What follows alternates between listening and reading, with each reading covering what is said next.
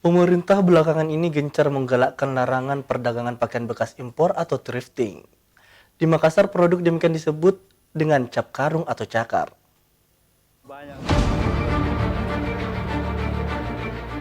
Penjualan cakar di Makassar menjamur mulai dari pasar tradisional, pasar kaget, pinggir jalan, atau bahkan di kawasan pertokoan. Harganya terbilang murah dengan dijual mulai dari harga 5 ribuan, kualitasnya pun tak kalah saing dengan pakaian baru.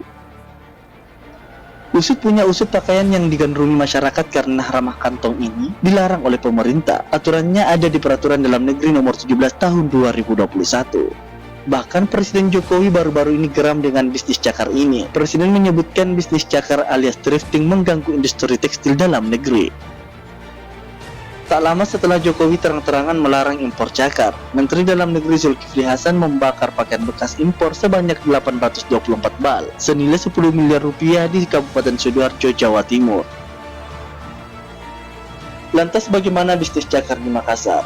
Jauh sebelum Permendagri itu ada regulasi soal pakaian bekas impor atau cakar ternyata sudah diatur di Kota Makassar. Aturan itu tertuang dalam Peraturan Daerah Nomor 2 Tahun 2006 tentang pengaturan perdagangan barang bekas layak pakai yang berasal dari luar Kota Makassar.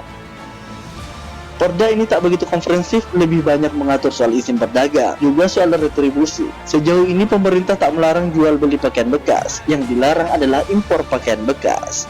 Mardianto Hamid, Celebes TV.